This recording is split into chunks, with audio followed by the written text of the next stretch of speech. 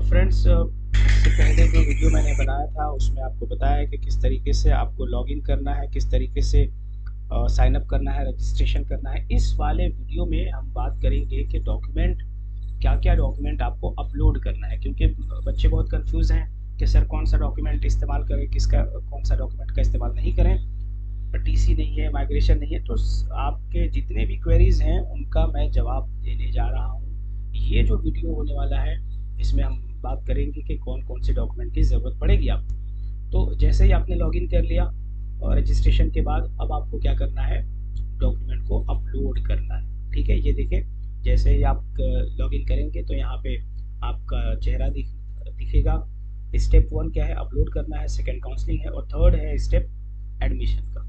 तो सबसे पहले क्या करना है, मैंडेटरी डॉक्यूमेंट कौन कौन से जो ज़रूरी है ये आपको याद रखना है कि कौन कौन से मैंडेटरी डॉक्यूमेंट आपको लगाने हैं।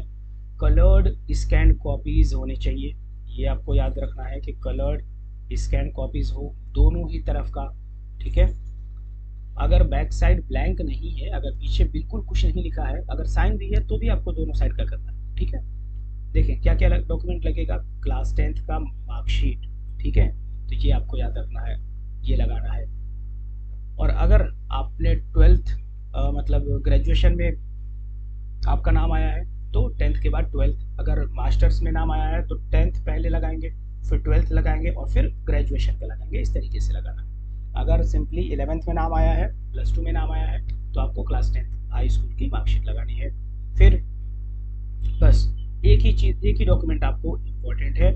और फिर उसके बाद क्या लगाना है, स्पेशल कैटेगरी सर्टिफिकेट। अगर आप स्पेशल कैटेगरी में आपने चूज़ किया है ना, अगर आपका नाम नॉमिनेशन लिस्ट में है, स्पेशल कैटेगरी में है, किसी का डीएस में है, किसी का बीसी में है, तो आपको वो स्पेशल कैटेगरी के डॉक्यूमेंट, यानी कि कुल मिला के 2 ही डॉक्यूमेंट की ज़रूरत पड़ेगी। एक तो आपकी मार्कशीट जो भी क्वालिफाइंग एग्जामिनेशन है, और दूसरा स्पेशल कैटेगरी।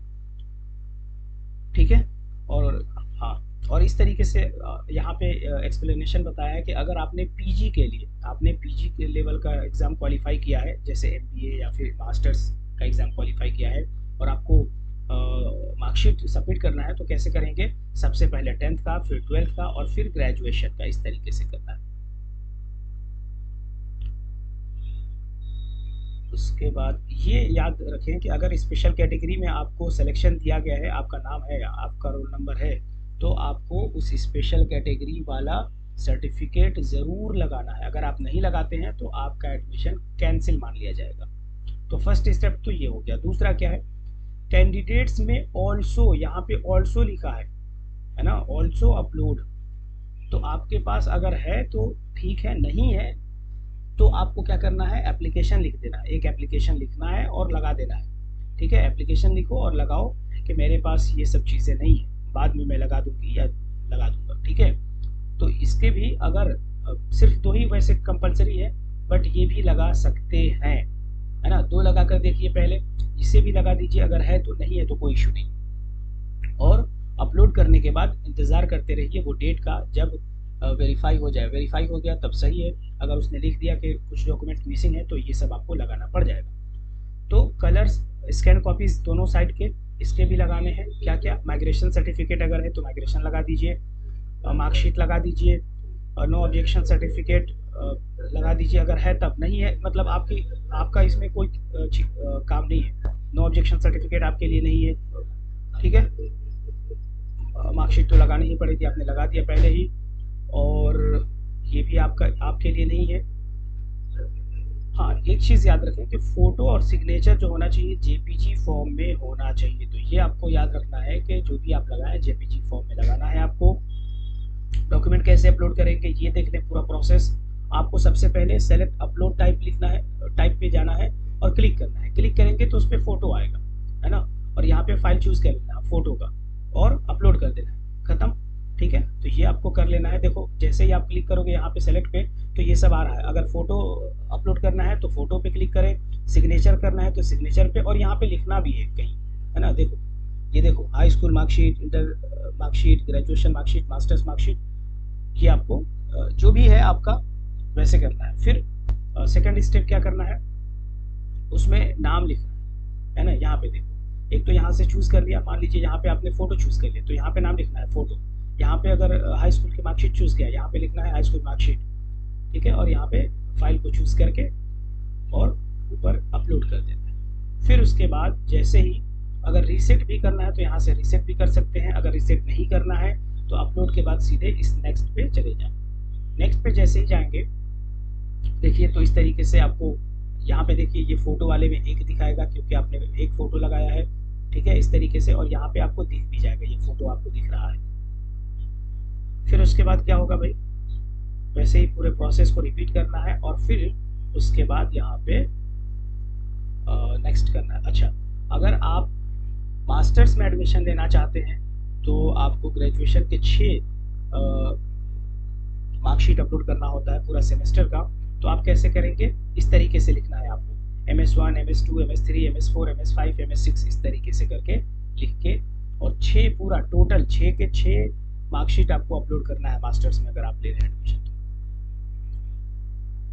और उसके बाद फिर नेक्स्ट करें। नेक्स्ट करने के बाद इस तरीके से काउंसलिंग डैशबोर्ड ओपन होगा और ये आपको दिखना शुरू हो जाएगा। एप्लीकेशन नंबर, आपका रोल नंबर, आपका कोर्स दिखने लगेगा, कोर्स का नाम दिखने लगेगा और स्टेटस दिखने लगेगा कि पेंडिंग है। इसका मतलब अभी नहीं हुआ है। आपको एक बार और क्लिक करना है इस पर, प्रोसीड पे। तो प्रोसीड पे आप क्लिक करेंगे। जैसे ही आप प्रोसीड पे क्लिक कर रहे हैं, ये पॉपअप होगा।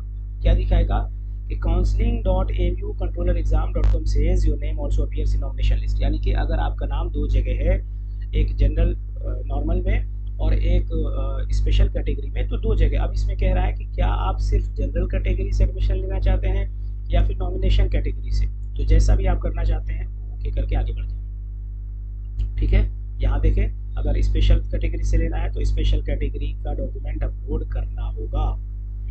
फिर उसके बाद क्या होगा, हो गया। अब उसके बाद प्रीफरेंस चूज करना है कि कौन सा स्कूल लेंगे, कौन से कोर्स को लेना है ना।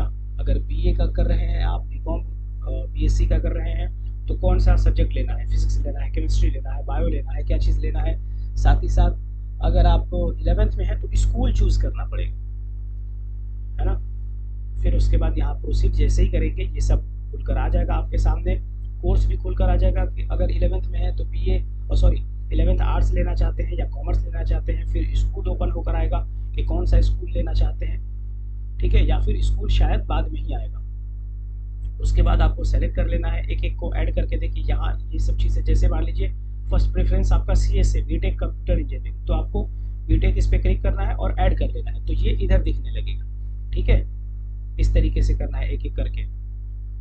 फिर उसके बाद इफ़ एडमिटेड, हाँ एक चीज़ ये भी कह रहा है कि अगर मान लीजिए आपने फर्स्ट प्रेफरेंस CS चूज़ किया है और आपको मिल रहा है इलेक्ट्रिकल, तो क्या वो लेंगे। यहाँ पे वही चीज़ लिख के आ रहा है कि अगर लोअर चॉइस मिला तो क्या लेंगे, या लेने के बाद अपग्रेड हो जाएगा, है ना।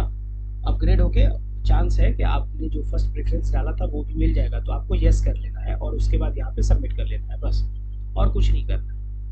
और उसके बाद जैसे ही आपने सबमिशन कर दिया तो इस तरीके का पेज, इस तरीके का डैशबोर्ड ओपन हो जाएगा, ठीक है। यहाँ पे लिख देगा एप्लीकेशन नंबर, मिला लिएगा रोल नंबर, कोर्स का कोड और कोर्स नेम। ध्यान से लिखना है क्योंकि एक बार गलती हो गया तो फिर गड़बड़ हो जाएगा। स्टेटस यहाँ पे दिख जाएगा सबमिटेड, और यहाँ पे एक्शन मॉडिफाई, यानी कि फिर जितना डेट रहेगा, यानी कि 22 से 24 तक आप मॉडिफाई भी कर सकते हैं, कुछ चेंज करना है तो चेंज भी कर सकते हैं इन सब चीज़ों में, ठीक है। कोर्स में, सिर्फ कोर्स में कि आप कोर्स को चेंज कर सकते हैं, तो मॉडिफाई का ऑप्शन इसलिए दिया गया है। और आप ईमेल आईडी चेक कर लें, ईमेल पे एक बार मैसेज भी चला जाएगा कि आपने क्या क्या प्रेफरेंस को चूज़ किया है।